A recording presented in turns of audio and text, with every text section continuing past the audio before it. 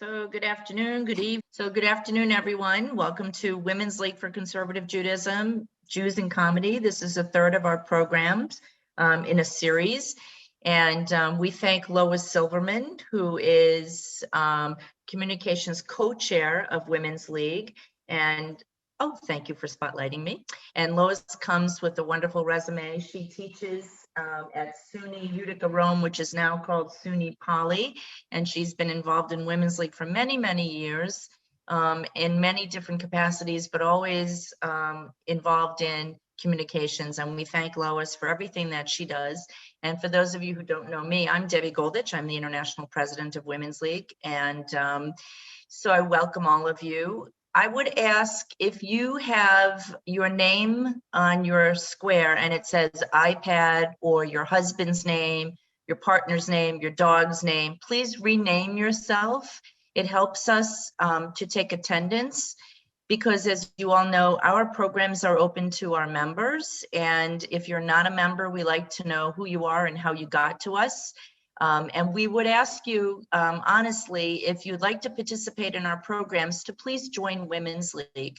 If you don't live near a sisterhood affiliate, you can join as an individual member. And dues to be an individual member are $36 unless you're 70 years young, and then it's 18. So please, or 25, I believe it's 25 if you're 70 years young. So please, if you're not a member and you got to us today through an outside link or a friend, we would ask that you enjoy the program, that you support us financially. It does cost us money to run these programs, and we ask if you're not a member to please join. So with that, I'm going to turn it over to Lois. And the other thing I want to tell you is that I will be monitoring the chat. And if you have questions for Lois, put them in the chat. And at the end, we'll be taking time for questions. Thank you. Hi, everybody. I'm going to take a second. I'm going to get rid of some of the stuff here that I don't need. It always takes me a minute to do this, no matter how many times I do it. So let's see. Give me a minute.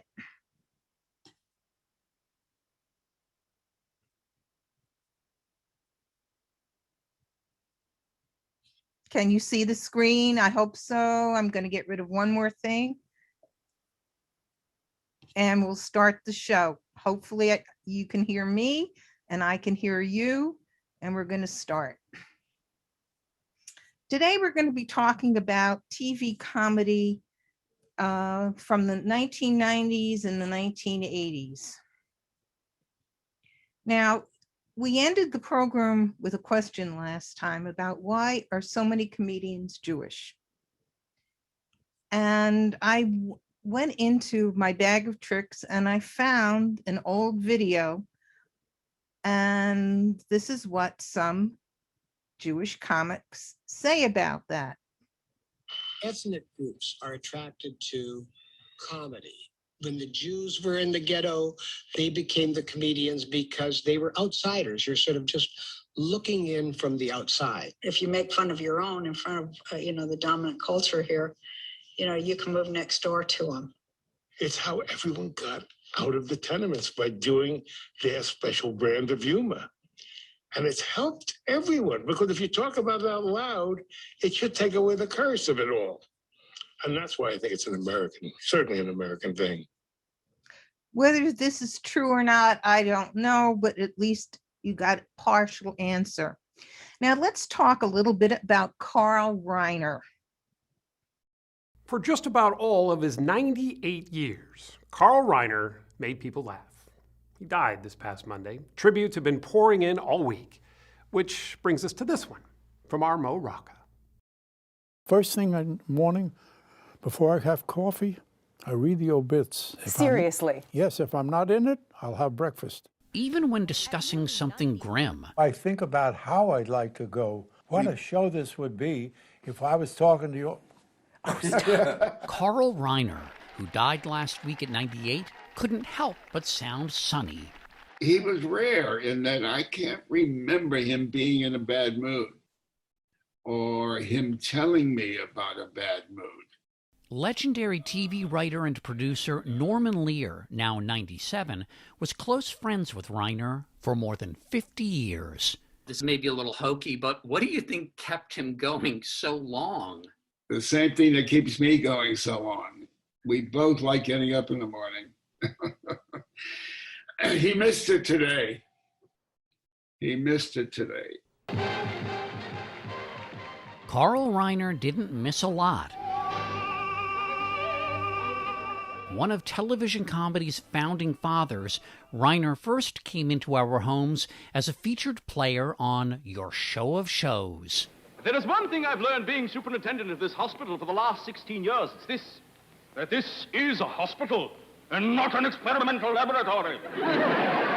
On Your Show of Shows, he was the second banana to Sid Caesar.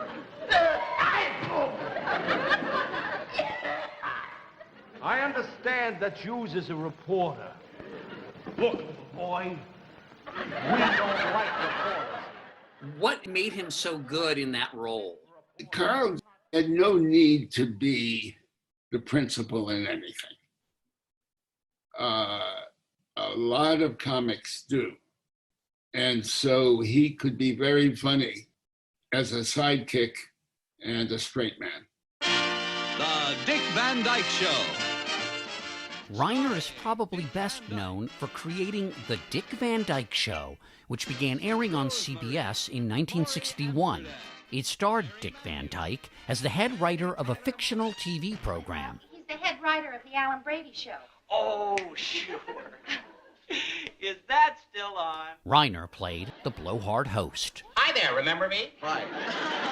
A mensch, the greatest human being I ever met in my life. Unique, irreplaceable man. For some reason, Carl had a deep understanding about human behavior and what motivated people to do what they do. At the very end of the show, I didn't handle myself too well with that Patrick rat. Oh, he got you to say something embarrassing, didn't he? What was it? That Alan Brady is bald. I found myself going to his office for answers about life, about raising my kids, about family. And I learned so much from him. He kind of created me along with creating Rob Petrie. Finders, keepers. Losers, weepers. And because that's true, you're mine now. You wonder. Why did you mess up my hair? I like to. So you think that you've got trouble? Well, trouble's a bubble. So tell Mr. Trouble to get lost. Dick Van Dyke graced us with some of the little-known lyrics to the show's theme. A frown, smile is just a frown that's turned upside down. So smile and that frown will defrost. And don't forget to keep your fingers crossed. Ba-doo-doo. Bravo. Well, that's not the faucet, honey. Rob, I don't care what you call it. My big toe is stuck in it.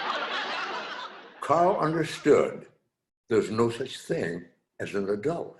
An adult is his costume and mannerism that a kid puts on in order to make it through life.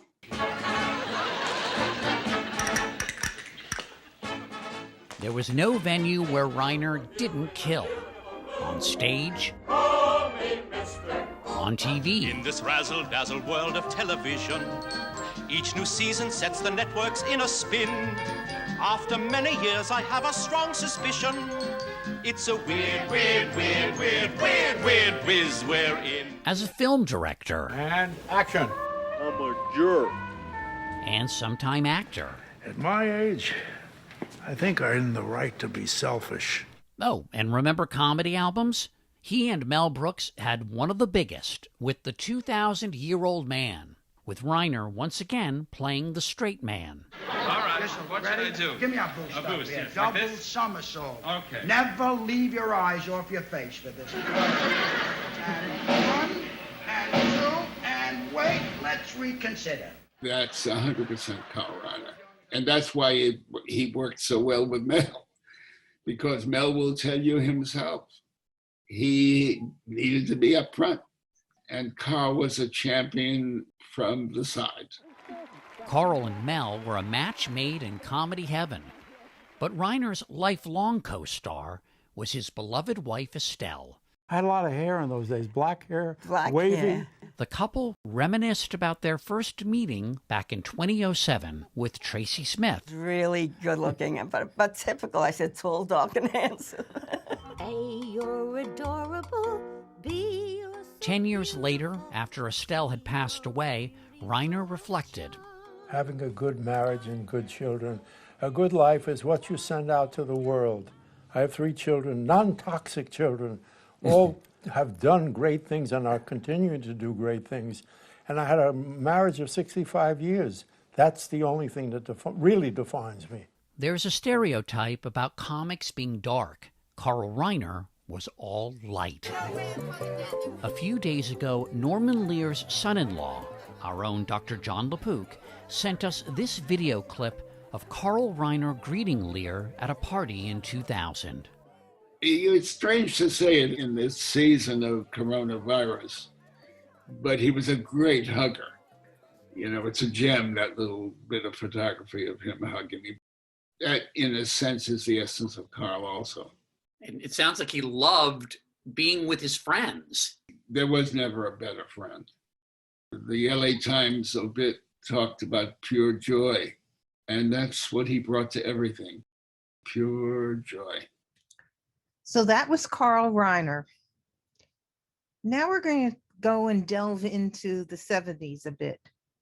It was a time of change. More baby boomers were coming of age.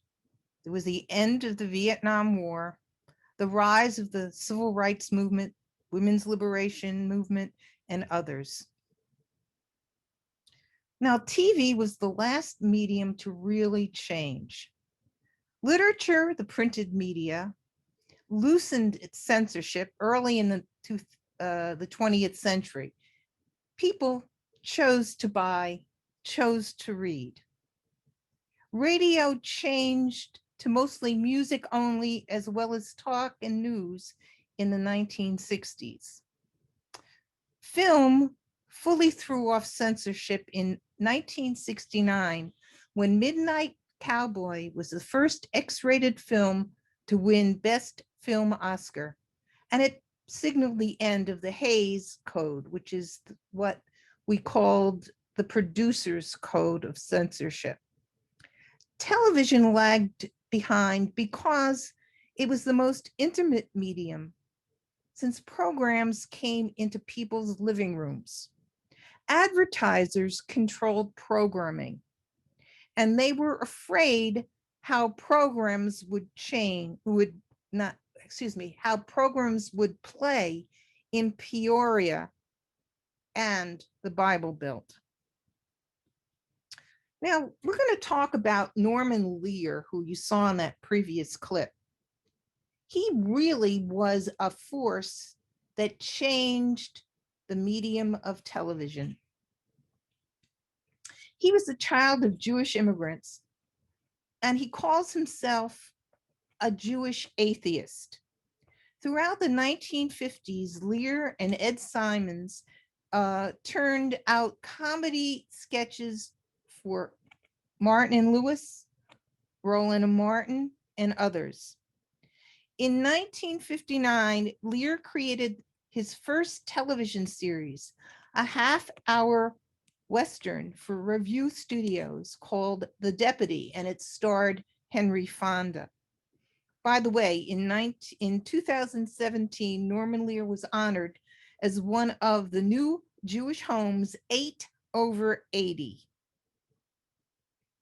These are just some of the shows that Norman Lear created. And you'll notice it included some that you may know, some that you might not know.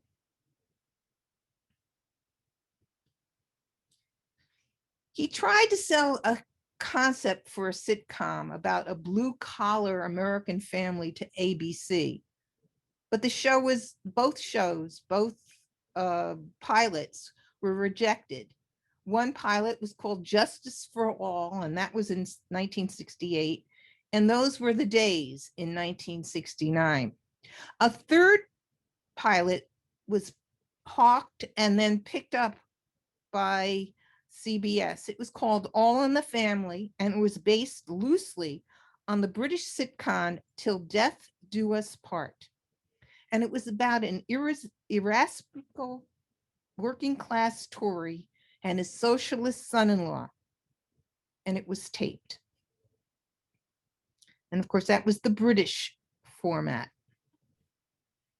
All in the Family, as we know it today, was created by Norman Lear and premiered on January 12th, 1971, to disappointing ratings. But it took home several Emmy Awards that year, including Outstanding Comedy Series.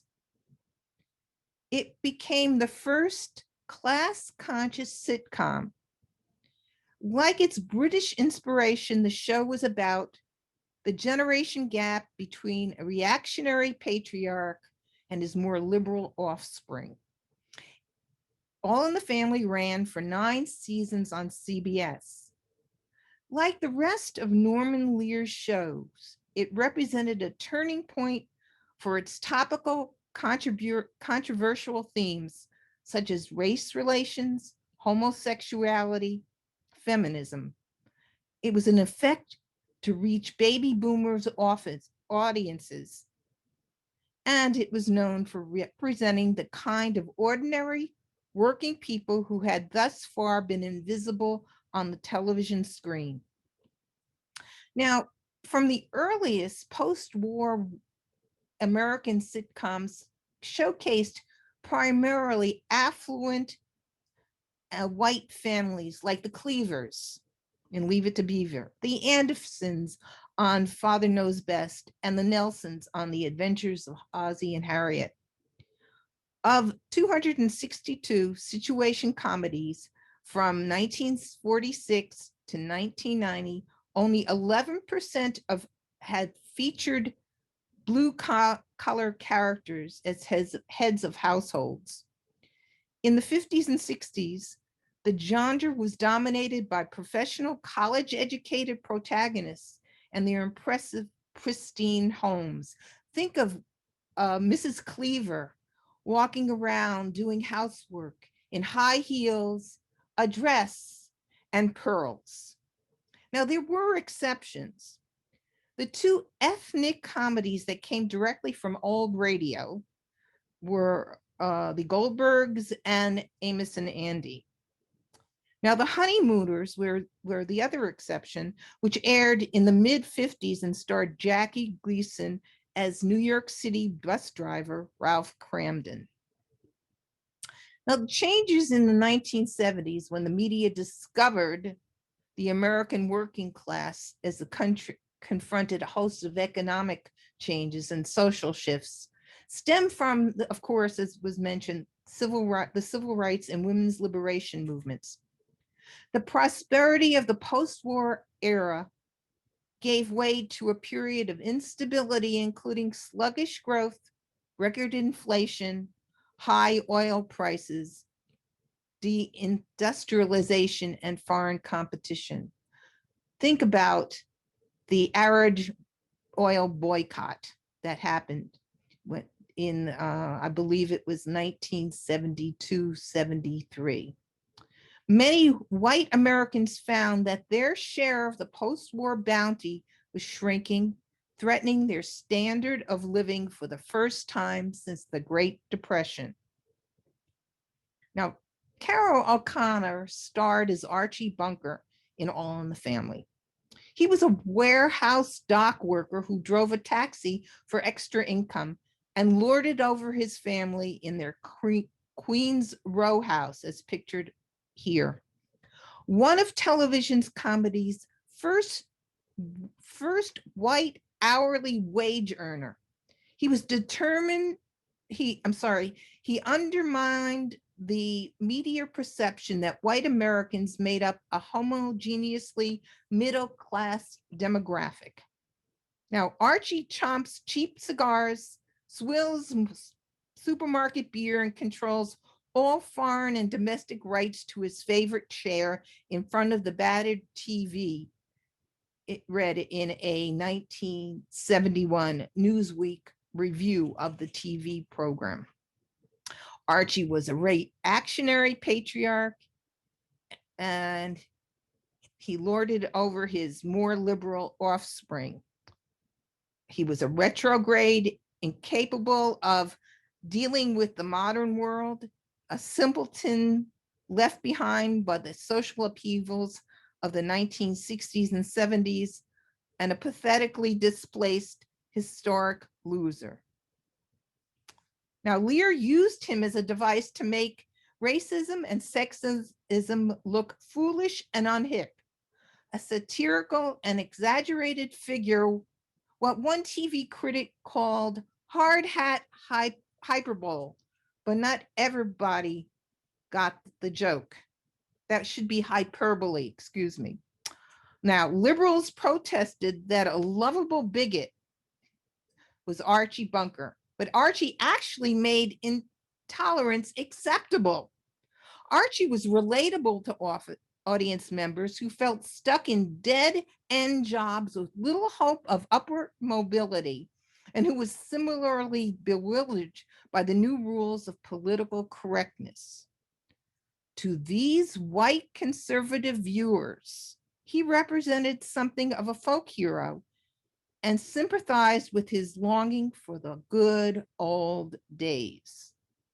Archie was both the emotional center of All in the Family and the clear target of its ridicule. It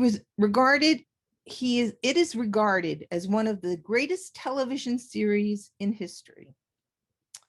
All in the Family's Sammy's Visit episode ranked number 13 on the TV Guide's 100 greatest episodes of all time. In TV Guide's list of 50 greatest TV shows of all time, All in the Family ranks 4th. In 2013, the Writers Guild of America ranked this series as the 4th best written TV series ever. Don't ask me what the 3 best ones were, because I certainly don't know. Boy, the way Glenn Miller played. Songs that made the hit parade. Guys like us, we had it made. Those were the days. And you knew when you were there. Dance for girls and men were men. Mister, we could use a man like Herbert Hoover again. Didn't need no welfare state. Everybody pulled his weight. Gee, our old LaSalle and great. Those were the days.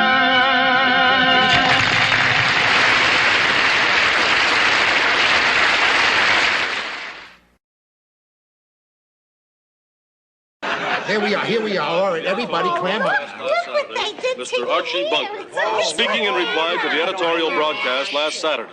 Good evening, everybody. This is Archie Bunker of 704 Hauser Street, veteran of the big war, speaking on behalf of Guns for Everybody. Now, question. What was the first thing that the communists done when they took over in Russia? Answer, gun control. And there's a lot of people in this country who want to do the same thing to us here in a kind of conspiracy, see.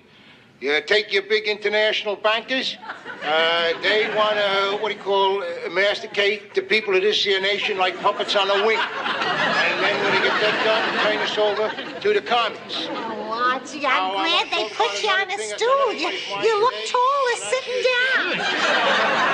Now, I want to talk about another thing that's on everybody's mind today, and that's your stick-ups and your skyjackers, which, if that was up to me, I could end the skyjackers tomorrow. You could? All you got to do is arm all your passengers. And then he ain't got no more superiority there. He ain't going to dare to pull out no rod. And then your airlines, then they wouldn't have to chase the passengers on the ground no more. They just pass out the pistols at the beginning of the trip, and they pick them up again at the end. Case closed.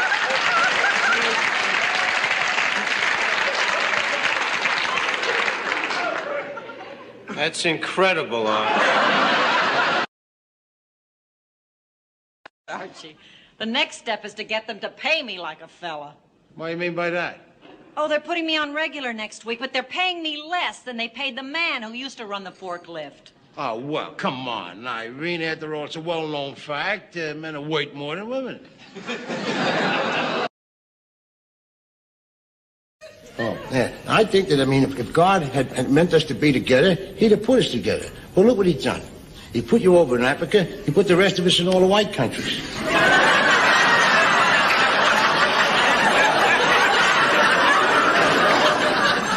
Well, you must have told him where we were, because somebody came and got it.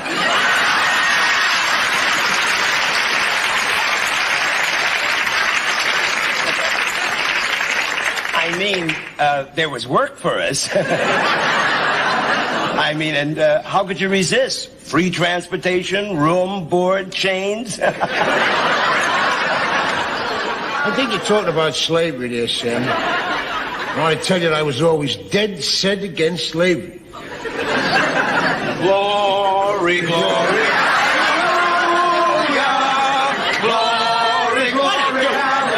We're having a conversation over it. Pull the plug on that.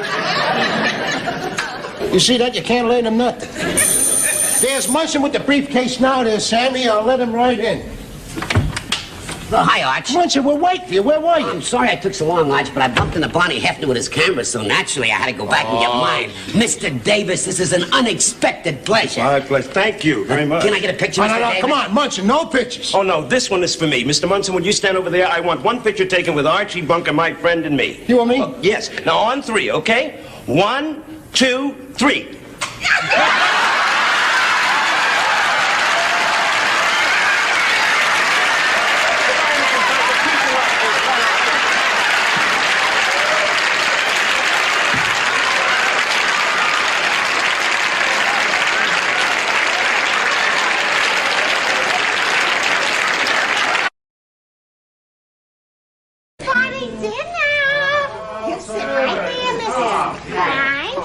Anywhere in particular for me?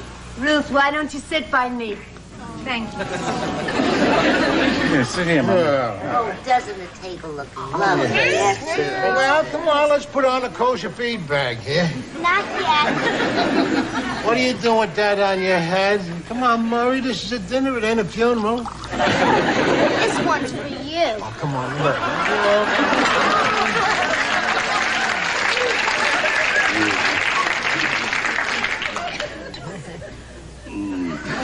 You know, we look like a couple of fat shinks. This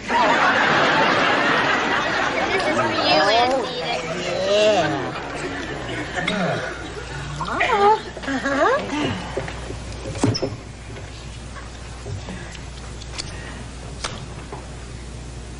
Is there any way to hurry this up, Edith? Shot. Yeah? 3 times. Oh, yeah.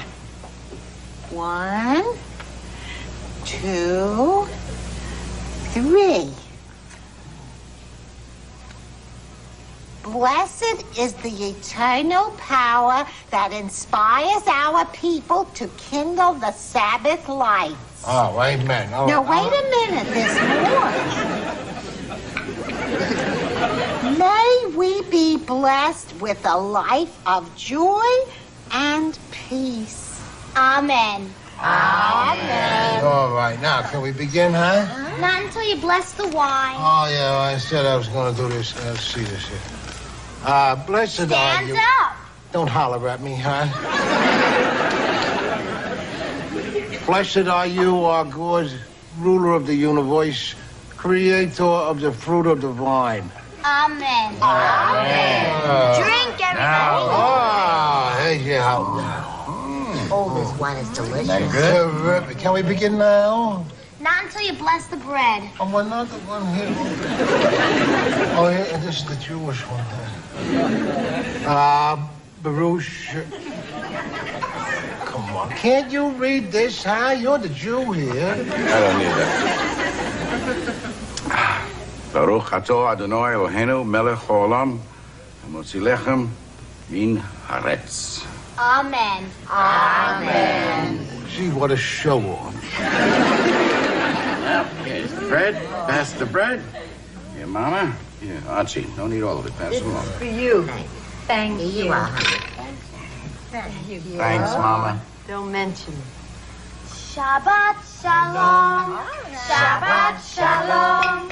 Shabbat, Shabbat, Shabbat, Shabbat shalom. Shabbat shalom. Shabbat shalom. If you're checking this out, Lord, hold the lightning, huh? I'm only doing it for the kid.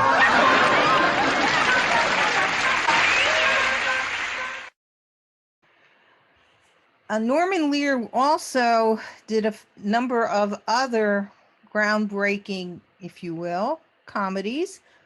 The show opened the floodgates for more representation of the working poor, such as Sanford and Son, which was also produced and created by Norman Lear. That was about an urban African-American underclass, and it took place in a literal junkyard in Los Angeles. The comedian Red Fox played Fred Sanford, a grumpy and intolerant schemer, the trickster archetype from Black folklore, who refused to adhere to the middle-class social mores that his son Lamont aspired to. And then there was Maud. Lady Godiva was a freedom rider. She didn't care if the whole world looked. Joan of Arc with the Lord to guide her. She was a sister who really cooked. Isadora was the first bra burner. Ain't you glad she showed up? Oh, yeah. And when the country was falling apart, Betsy Ross got it all sewed up. And then there's Maud. And then there's Maud. And then there's Maud. And then there's Maud. And then there's Maud. And then there's Maud. And then there's that uncompromising, enterprising, anything but tranquilizing. Right on, Maud. I hope you're satisfied, Maud Finley. A bunch of homosexual pansies has just opened a gay bar in Tuckahoe. And what did Arthur say? He said he'd think about it. It's that new place in the shopping center. I thought it was a Mexican restaurant. I mean, they call it the Gay Caballeros. Somebody told me today they don't even serve food there. It's a bar, and all the caballeros are gay. Here, Vivian, I forgot to bring over my shaving kit. Would you run that upstairs for me, please? Oh. Arthur, you're upsetting Maud. You remember what we talked about nothing controversial. Look, Maud, I am upset about this gay bar in the neighborhood. And I'll admit I'm going to be talking about it a lot. It was very nice of you to ask us to stay here, but I think we better clear the air. Now, if my being here is going to cause any trouble at all, I want you to say so right now. I think it's going to cause a lot of trouble.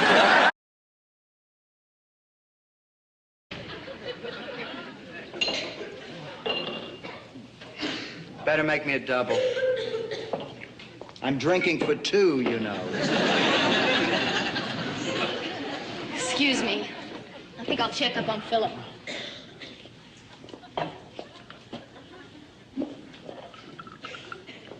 Well, I don't know what to say. I know it's crazy, but I'm excited about this. And if I'm excited about it, I should be happy about it. But I'm not, Maud, I'm not. I understand. We're too old. I mean, it's not going to be any fun having a 2-year-old who can beat you up the stairs. But the time will come, Maud, when we'll be free again. I mean, the child grows up, goes to college, meets a girl or a fella, and gets married. Then gets a divorce, moves back into the house, probably with an 8-year-old kid. God'll get you for that one. I think he already has. Bob's asleep. You know, I've been thinking. There is no earthly reason for you to go through with this at your age. You know it, I know it, Walter knows it. I don't want you to talk of just... No, don't wait a minute. talk about I it didn't now, say please. anything, but now that you mentioned it, it's legal in New York now, isn't it? Oh, of course it is, Walter. Mother, I don't understand your hesitancy. When they made it a law, you were for it. Of course, I wasn't pregnant then. Mother, it's ridiculous. My saying this to you, we're free. We finally have the right to decide what we can do with our own bodies. All right, then will you please get yours into the kitchen? You're just scared. I am not scared. You are, and it's as simple as going to the dentist. Now I'm scared. Mother, listen to me. It's a simple operation now. But when you were growing up, it was illegal. And it was dangerous, and it was sinister, and you've never gotten over that. Now, you tell me that's not true. It's not true. And you're right. I've never gotten over it. It's not your fault.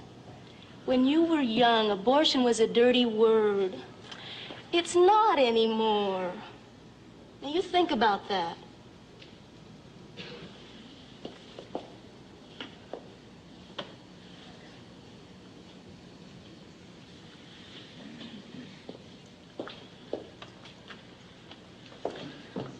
You know, Maud, you got one hell of a daughter.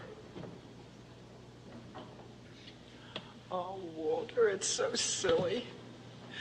It's really dumb. I mean, it's not just that I'm scared. It's like deep down inside me, there's a teeny part of me that feels guilty for even thinking about it. Well, I'll tell you this, Maud. Whatever you decide is going to be all right with me. Thank you, Walter. I'll tell you something else, too. To make sure this doesn't happen again, I'm going to have that vasectomy. You really mean that, Walter? Why not? It's a simple operation. Like going to the dentist.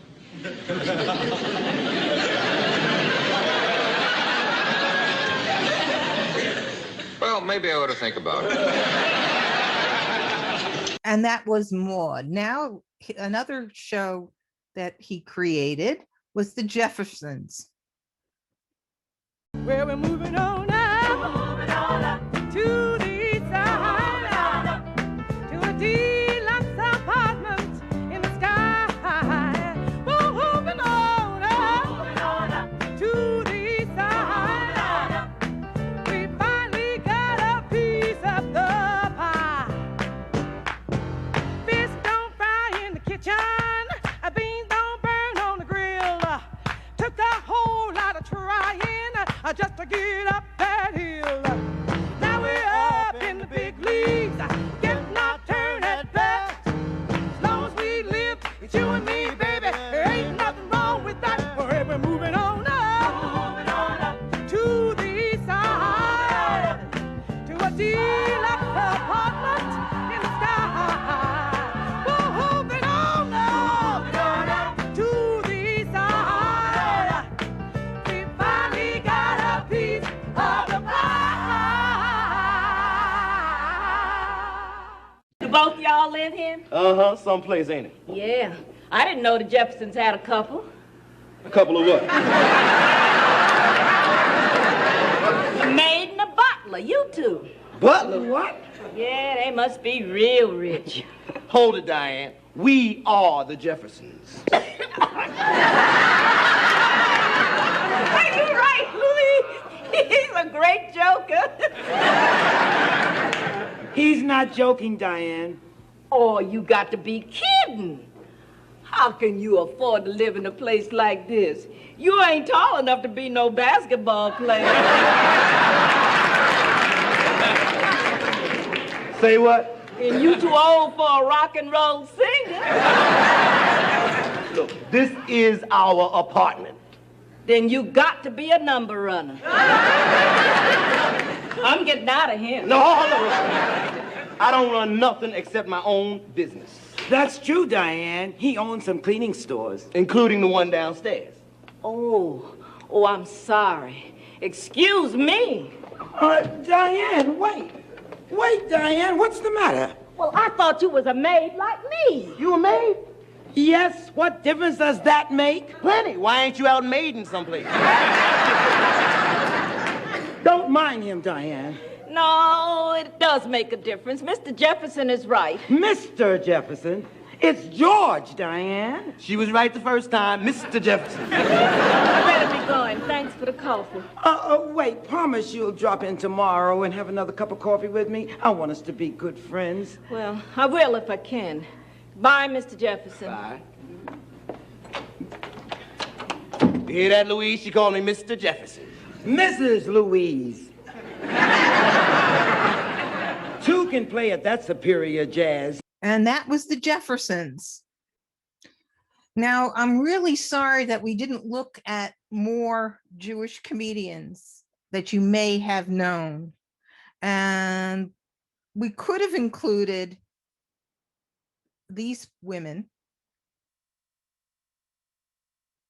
I don't know how many you can recognize. Some are very new, very much among the younger generation of comics, and some are older. And these gentlemen, I didn't cover them because it would have taken much too much time. But whatever we covered, you must realize that each and every comedian that we have spoken about, or in the case of today's directors and producers and creators of TV series, express something about the Jewish condition and their own upbringing. So this, I say to you, Hitzrot, and may you have a good Passover, and I will now take questions and answers. And if I can get out of this again, we'll be in business. So Lois, I don't see too many questions in the chat. It's now enabled and you can send in your questions and comments and I'll be happy to share them with you. I want to say again, you know, you gave us great laughs today. It was wonderful. I enjoyed reminiscing and remembering some of those very famous scenes from some of those shows. You know, the Sammy Davis kiss was something that I think all of us were stunned about. I have a question for everybody. I don't know about you, but watching Archie Bunker, I said, how history repeats itself. Mm-hmm. Number one, I don't know if it could be a TV show now, but I think that the reaction of some of the audience putting him up as a hero might very well be a reaction that could be today's reaction. Right. And each and every one of those Norman Lear programs brought something out about our society and how we reacted to people in our society, whether they were our own or, you know, of a different group. So, okay. Somebody, iPad raised her hand. Well, let me just give you some of these first. Somebody asked if you could identify all the comedians in those last two slides. Do you think you could do that? Maybe with some help? I hope I can. Let's see if I can get back to it. Let's go back. Okay. Yeah. iPad, if you could put your question in the chat, it would be easier. Then we don't have to unmute you. If you could do that. Hold on, I'm getting back to that. So actually, somebody did write, Rabbi Ellen wrote, you know, you just asked that question about All in the Family and how it would be appropriate for today. And Rabbi wrote whoops, I lost my whole chat screen here. Hold on. Oh, sorry. That's all right. Rabbi wrote, do you think in 2021 All in the Family would be so popular? I think many would find it offensive. And I have to say, I think she's right. I do too. I also agree. You're right. Yeah. Yeah. And, you know, talking about the backlash that came from All in the Family and the issues that they did tackle some very vital issues that we had not talked about publicly in our communities and in our lives. And so that's what was so interesting about that program.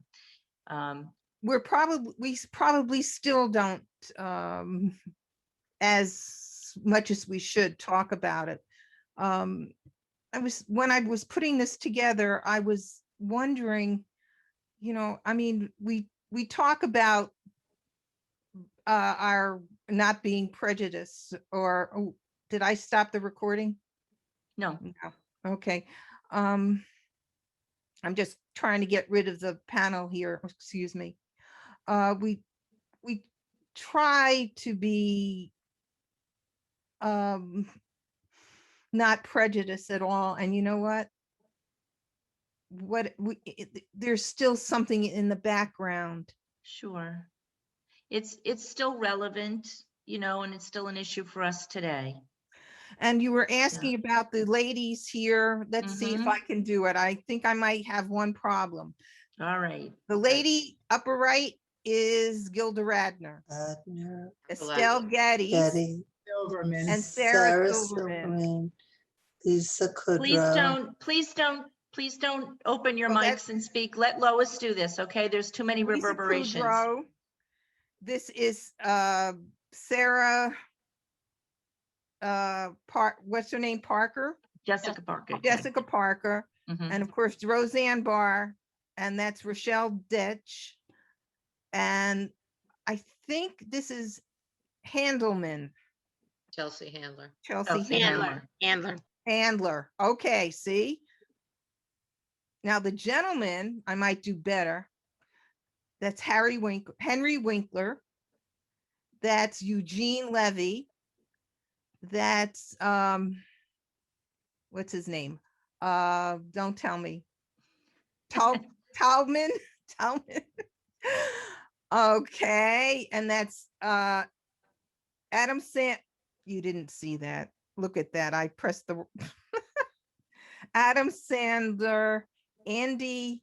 Don't tell me. And was also on Saturday Night Live. Larry David, the parrot. He I'm sorry, from Aladdin. Samberg. Samberg. That's Andy Samberg. Yeah. And that's yeah. John Stewart and Gilbert Godfrey. Right. All right, but I mean, there were so many, there were lists and lists and lists of Jewish comedians that were popular on TV that I couldn't get into. My favorite, and if I had more time, was Gilda Radner. I mean, she was Judy Holliday reincarnated. She could sing, she could dance, she could act. And of course, she died young also of cancer, the same as Judy Holliday. Right. Lois, there's a question about who was the family in All in the Family Shabbat dinner episode. Do you know that story? The man was Archie Bunker's partner in a bar.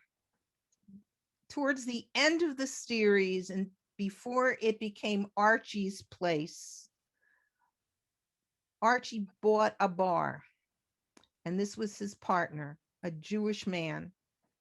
I think he might have been Archie's accountant before. I'm not quite sure. And the little girl, how was she involved? The little girl was I lived with Archie Bunker. I believe there was someone that Archie was close to at work who had passed away, and this was the daughter that they took in. I think it was a relative's daughter. Okay, thank you. But this is and the woman that was next to the partner's mother was going to be the fiance of the partner. And so they did this Shabbat dinner, and I'm sorry about the quality of it because I could not clean it up. I spent too many hours trying to clean it up. Okay, shall I stop sharing this screen here? Yes, so there are a lot of comments and suggestions that you continue the series and Gilda Radner and some of the other, really I did not well-loved comedians. Right. I did not do Saturday Night Live. I know I did Norman Lear with all the controversy there, but I didn't think at this point in time with the controversy of recent weeks that I really wanted to get into Saturday Night Live, even though it was created by a Jewish man from Canada, and it had Jewish performers continually. I didn't think I really wanted to do that. Mm-hmm. And to put Gilda Radner as the lone subject, I didn't think I should do that. Okay, so iPad still has her hand up. I don't know if we answered your question or you weren't able to write it in the chat. iPad, if you want to unmute. Okay. There's a lot of thank yous here, Lois, a lot of great comments. And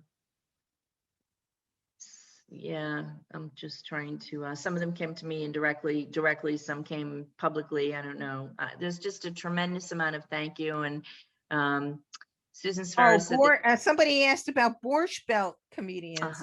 They were big in early TV, and basically the ones that we spoke about on the, I guess it was the last session on Ed Sullivan, most of them came from the Borscht Belt.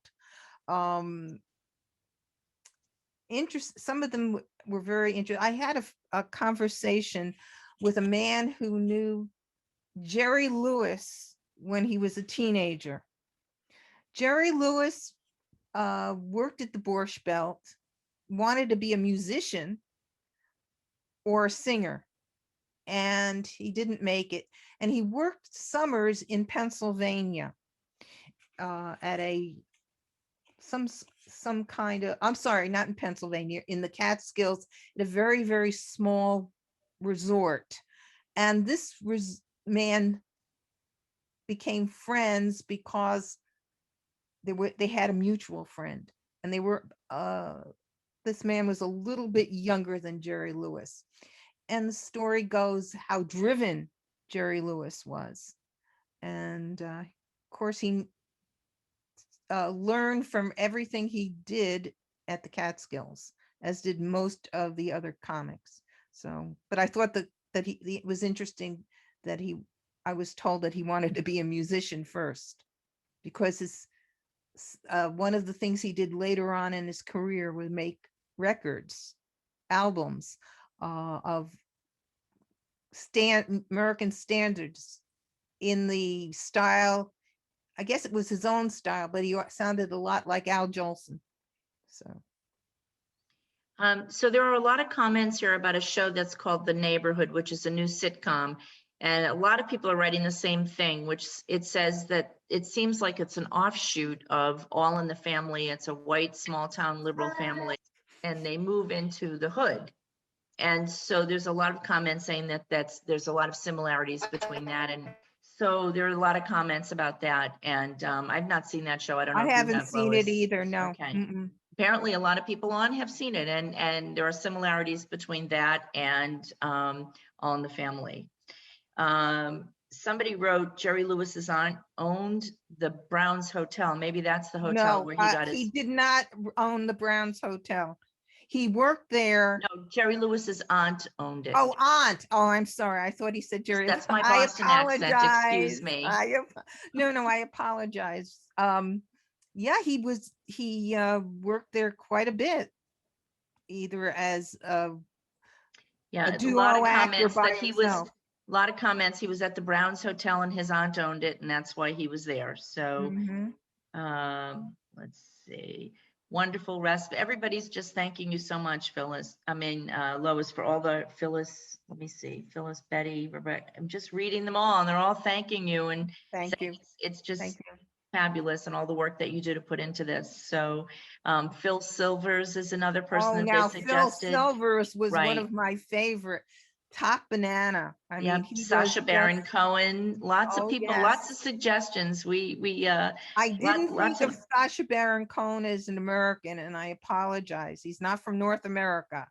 There are a lot of Canadian comics, and some of whom are Jewish, some of whom aren't Jewish that I didn't cover, but there are the Jewish comedians from So, Canada. Here's a question. Somebody asked, how did Rob Reiner become the meathead? I have no idea. That was an easy answer. Yeah. If you want to hold on, I'll go look it up. Maybe for next time you could put that out. He was in show business beforehand. I mean, he probably was in show business when he was a kid with his, acting in bit parts for his father. But I have no idea how he was cast, how Sally Struthers was cast as the daughter. I know that that the two leads were it was as if the roles were written for them.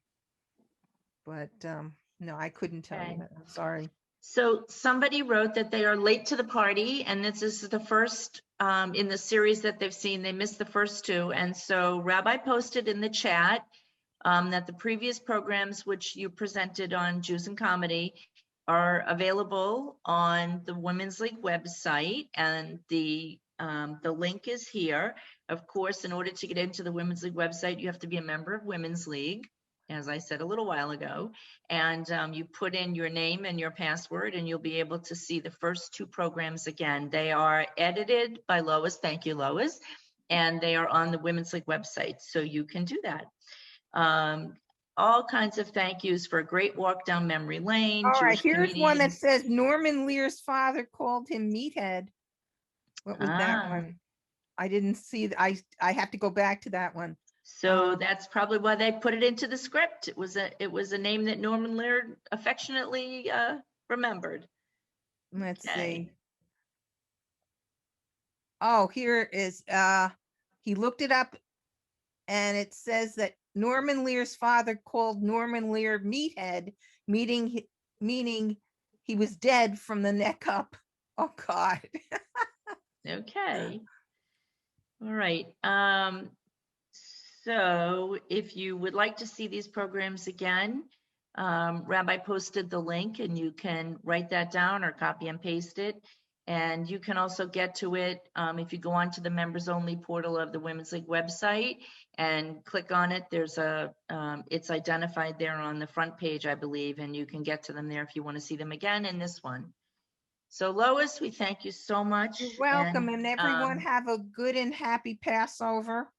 And hope we don't have, us in the northern climes don't have snow and during the first Seder. And Lois, what's on the agenda for the next series? Give us a little hint. I believe it might be Jews on Broadway. Uh-huh. Okay. Jewish composers on Broadway. So very good. Thank you, Lois, for everything. You're welcome, everyone. And if you have any more questions, just find me. My email is lsilverman@WLCJ.org if you need me.